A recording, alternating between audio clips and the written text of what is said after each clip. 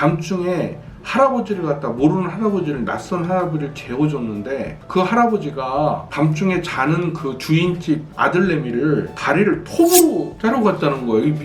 이건 사실 그냥 믿을 수는 없는 얘기인데 미친 얘기 아니야? 그 사람이 그 뒤로는 막 복이 쌓여가지고 고맙다고 인사를 했다면서.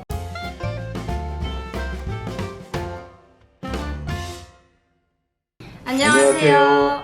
반갑습니다. 모람모람 선생과 공부하는 여자입니다. 네, 잘 지내셨죠? 오늘은 조금 돌아서 그냥 재미있는 자잘구레한 이야기를 한번 해보도록 하겠습니다. 자, 여러분들 중에서 어렸을 때 다리를 떨었던 사람들이 꽤 많을 거예요. 어때요? 우리 제자님은? 저는 다리 많이 떨었어요. 한 초등학생 때 특히 좀 많이 떨었던 것 같아요. 제가 어릴 때 학원을 한번 다녔는데 막 다리도 떨고 제가 정신이 조금 사나웠어요. 그래서 학원에서 엄마한테 연락을 하신 거예요.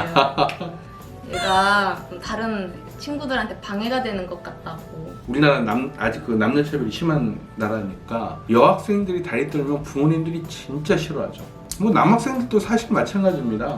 그 아는 분이 그 예를 드는데 자기 고향에 한 사람이 있었는데 다리를 갖다 떨었는데 이 사람이 못 살았다는 거예요. 밤중에 할아버지를 갖다 모르는 할아버지를 낯선 할아버지를 재워줬는데 그 할아버지가 밤중에 자는 그 주인집 아들내미를 다리를 톱으로 자르고 갔다는 거예요.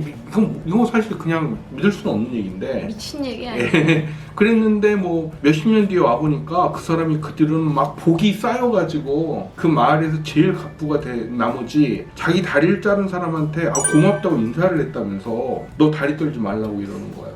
그거 결국은 다리를 안 떨어서 이게 온 거다 이 말이잖아. 다리 잘랐더니 안 떨어. 아니 여러분 솔직히 그런 얘기 진짜 많이 들으셨죠? 제가 이 증거가 없는 말은 잘 믿질 못하는 습관이 있는데 가장 대표적인 게 행운의 편지는 또 받아보신 적이 있나요? 이 편지는 영국에서부터 시작돼요. 어쩌고 뿌리지 않으면은 어떻게 될 것이다? 그거요? 그래서 제일 어릴 때 언제? 저는 초등학교 4학년 때였던 것 같아요. 너무 어릴 때 받았다. 11살 때? 그때. 네. 저는 너무 그 범생이라서 집 학교 왔다 갔다 보니까 대학교에 입학하고 나서 네. 도서관에서 처음 받았어요. 대학교 1학년 때. 그걸 누가 줘요?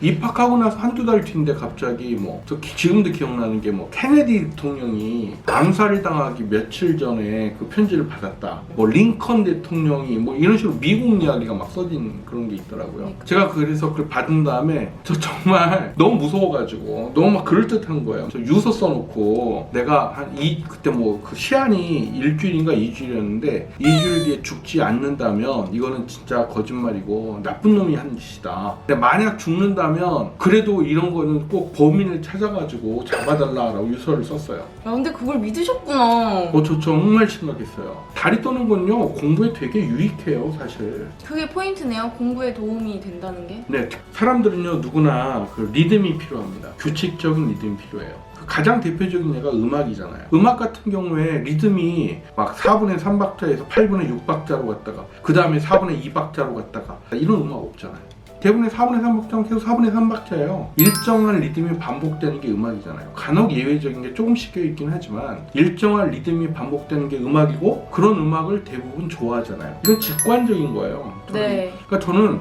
모든 사람들이 그 일정한 리듬, 규칙적인 리듬을 좋아한다고 생각해요. 그렇지 않은 리듬에 비해서. 그래서 어떤 사람 말이 빨라졌다가 느려졌다, 빨라졌다가 느려졌다 이렇게 말하는 사람 없잖아요. 누가 그렇게 말을 하면 되게 거슬리잖아요. 듣는 사람이. 그렇죠. 공부도 마찬가지인데 수학이나 이런 것들은 특징이 뭐냐면 어려운 그 공식들이나 이해되는 걸 갖다 짬뽕할 때는 굉장히 빠른 리듬이 필요하고요. 반대로 이렇게 쓰면서 복잡한 곱셈 같은 걸 하거나 공식을 갖다 적용해서 쓰면 느려지잖아요. 쓰는 그렇죠. 거니까. 네. 그래서 굉장히 느린 리듬과 굉장히 빠른 리듬이 서너 개의 공식이 비교돼야 되니까.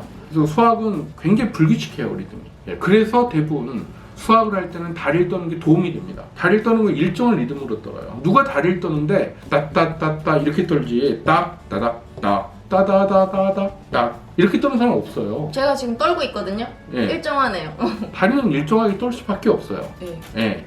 그래서 이렇게 일정한 리듬은요, 머리를 갖다가 맑게 해줘요. 당연한 얘기지 않습니까? 기분이 좋으면 머리가 맑아지죠, 누구나. 네. 기분이 나쁜데 머리가 헝클어지는 건 말이 돼도 기분이 좋은데 머리가 헝클어지지는 않거든요. 그래서 이렇게 일정한 리듬을 통해서 사람들이 그 영어로 리질리언트라는 게 있어요. 이렇게 회복하는 능력? 뭐 이런 표현인데, 머리가 다시 차분해지고 맑아질 수 있도록 하는 그런 그 중요한 그런 도구들 중에 하나가 일정한 리듬이에요. 펜을 돌리는 습관 가진 분들도 있는데 네. 그건 조금 별로 바람직하지는 않죠. 계속 펜을 돌려야 되니까. 그래서 그거보다는 아예 다리를 떠는 게 저는 훨씬 낫다고 생각합니다. 단지 다리를 떨면 옆에 있는 사람들이 보기 불편한 거예요. 그쵸. 네. 옆에 있거나 뭐 뒤에 있거나 다리 떠는 게 보이게 되면 그건 네. 좀 보기 불편할 것 같긴 해요. 저는 그게 또 하나, 우리나라는 보통 교실이 작잖아요. 그 학생들 숫자에 비해서. 네. 서양 애들은 굉장히 다리 떠는 사람들 많습니다. 영어 같은 데서도 툭 하면은 다리 떠는 광경 막 나오건 자연스럽게. 근데 다리 떨지 말라고 말리는 광경 거의 안 나와요. 다리를 딱 굳이 안 떨려고 하실 필요가 없다. 저는 오히려 수학 풀 때는요, 꼬박꼬박 떨어져요. 그 머리가 잘 안 돌아갈 때는 다리를 떨면 훨씬 도움이 됩니다. 여러분들 실험해보세요. 비슷한 효과를 가진 게 빠르고 템포 있는 음악 듣거나, 물론 클래식 음악도 괜찮아요. 음악 듣는 것도 도움됩니다. 근데 음악은 제가 알기로는 한국말이 나오는 거는 한국어로 된 노래를 들으면 안 되고, 영어로 된 공부를 할 때는 영어로 된 음악을 들으면 안 되고, 뭐 그렇다고 제가 들었거든요. 그걸 떠나서 수학 말고 일반적인 다른 과목, 소위 뭐 암기 과목이나 언어 쪽, 네. 영어, 뭐 국어 이런 것들은요, 굳이 리듬이 불규칙하진 않아요. 그냥 읽는 속도 그대로 가거나 이래요. 리듬이 공부하는 것도 일정한데 그거는 구태여 음악이나 이런 걸 집어넣으면 방해돼요. 아, 그런 것들은 방해되고 수학할 때만 네, 수학, 과학. 수학과 이 두 개가 노래, 뭐 음악 같은 거 듣는 게 도움이 예. 되는데 언어는 상관없다는 거고요. 언어도 도움 안 되죠, 음악이나 이런 거. 언어가 없는 음악을 들어야 된다? 뭐 언어 없는 게 좋죠, 대부분.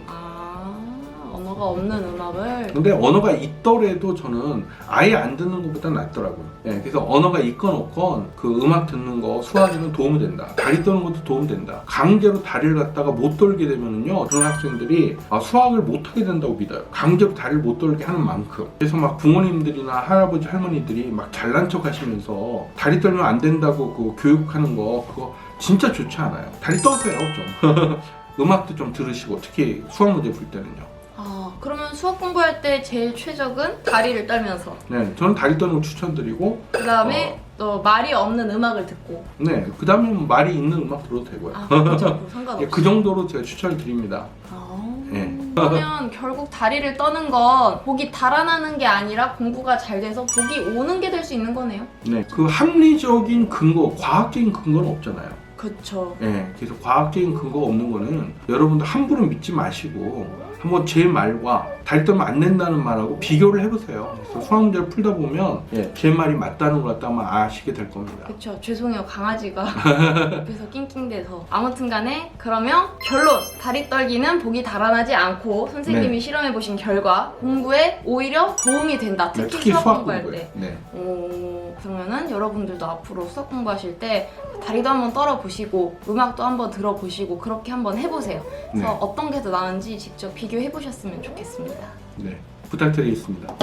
네. 네. 그러면은 오늘 영상은 여기까지 하고요. 네. 다음번에 또 다른 영상으로 찾아뵙겠습니다. 네. 감사합니다. 감사합니다.